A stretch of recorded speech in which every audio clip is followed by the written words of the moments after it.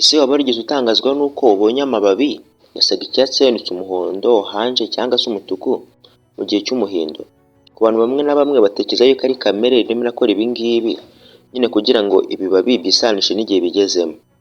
Gusa ntabwo ibi ngibi ari byo kuri kandi nabyo ugiye kuba wamenya uyu munsi. Njye ndi iFabrics. Ubundi amababi ntabwo ahindura ibara ngo kubera yuko ashaka ko ahari hasa neza, mbega make ngo hagaragare neza, ahubwo amababi ahindura ibara kugira ngo yitegure ikintu kibi cyangwa se igihe kibi kigiye kuba cyaza. Ubundi mu gihe cy'itumba ndetse n'impeshyi amababi yasaga icyatsi, aguma asa icyatsi kubera yuko aba afitemo ikinyabutabire cyitwa chlorophylle. Chlorophylle ubundi ni ikinyabutabire gifasha ibimera mu kuba byafata urumuri rw'izuba bikabihinduramo ibiryo byabyo muri process yitwa photosynthesis. Ubundi iyo urumuri rw'izuba rugeze nko ku kibabi, ya chlorophylle ifata za mbaraga cyangwa se energy zavuye muri urwo rumuri, hanyuma igafata izo mbaraga ikaba yazifashisha ifata amazi ndetse na carbon dioxide cyangwa se carbon dioxide nk'uko mubizi ni umwuka tuba dusohora, ariko ibimera byo nibyo bihumeka cyangwa se byinjiza nyine, hanyuma bifata ayo mazi na carbon dioxide bikoresheje rwa rumuri rw'izuba bikaba byabihinduramo amasukari afasha ibimera kuba byakura. Gusa uko ibihe bigenda bihinduka ndetse n'igipimo cy'ubushyuhe kigatangira kugenda kigabanyuka, ibiti bihura n'ibibazo bihambaye. Haba amanywa atangira kugenda aba matoya cyane, ndetse kandi birumvikana ko urumuri rw'izuba ruba rwatangiye kugenda ruba rukeya. Iki gihe kuba ibihingwa byakikorera ibiryo bitangira kugorana cyane, ndetse ubwo icyo gihe kugira ngo ibibabi bikomeze biri bizima bitangira gusaba imbaraga nyinshi cyane. Aha rero niho ibiti bitangira kugenda bikora uburyo bwo kuba byarokoka. Iki gihe bya bimera bitangira kurekera gukora chlorophylle, ahubwo bigatangira kugenda bishwanyaguza. Ubwo rero cya kinyabutabire cyafashaga ibimera kuba byasa icyatsi binyuze mu kuba byakikorera ibiryo gihita kibura, kuko twakitaga green pigment. Pigment nyine yadufasha kuba twabona ibara ry'icyatsi itibura icyo gihe kuko chlorophylle yangiritse, hanyuma izindi pigment cyangwa se andi mabara yarari mu gihingwa tutabonaga agahita agaragara. Imwe muri ama pigment aba ari mu kibabi tuba tutabona harimo nk'iyo twita carotenoid. Iyi ngiyi ubundi icyo ishinzwe kuba yakora ibara ry'umuhondo ndetse n'irya oranje.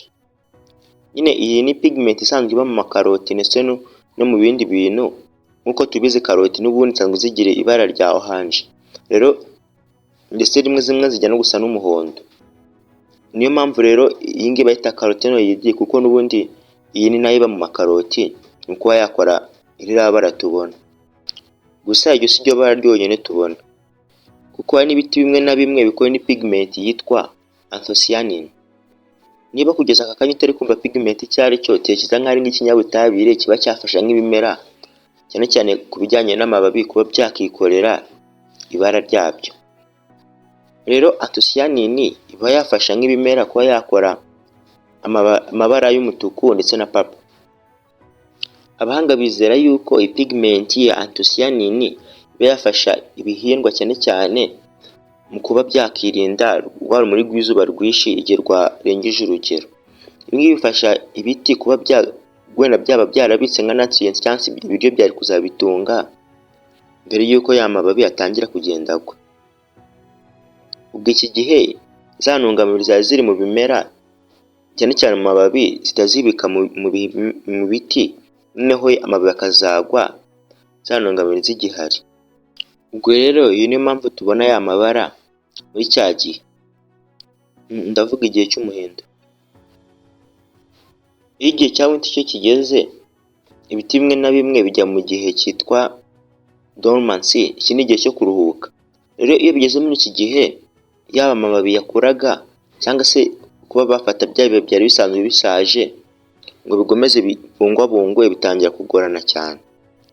Aha rero ibibabi bitangira kugenda bitakaza amazi binyuze mu twenyi tuba turimo.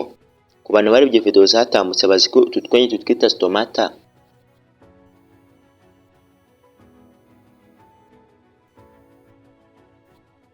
Rero kugira ngo ibimera cyangwa se ibiti byirinde kino kibazo cy'uko cyakangirika, hahita bashyirwaho nk'umupaka niko twabyita utandukanya ikibabi ndetse n'ishami. Ubwo rero iki gihe ikintu cyabihuzaga ikibabi n'ishami gihita gitangira gucika intege, hanyuma tukabona ibibabi byatangiye kugenda bigwa hasi ku butaka. Gusa mbere y'uko ibiti biba byakwemera y'uko ibibabi bitangira kugwa hasi, birabanza bigafata intungamubiri zari zisanzwe ziri muri ibyo bibabi zikabibika kugira ngo zizabikoreshe mu kindi gihe kigiye kuza, hanyuma ibibabi byo bigatakara. Iyi niyo mpamvu rero ibibabi byo mu gihe cy'umuhindo biba bitarimo birapfa, ahubwo birimo birasoza inzira byakagombye kuzuza kugira ngo ibiti birokoke. Ubwo rero dusobanukirwe yuko amabara tubona aba aterwa n'ibintu byinshi, haba nk'ubushyuhe, ubwoko bw'igiti, bitewe n'urumuri rw'izuba ruhari ndetse bitewe na kondisiyo z'ikirere. Njye nari iFabrics, niba ari ikindi kintu ushaka ko tugukorera twandikiye muri comment.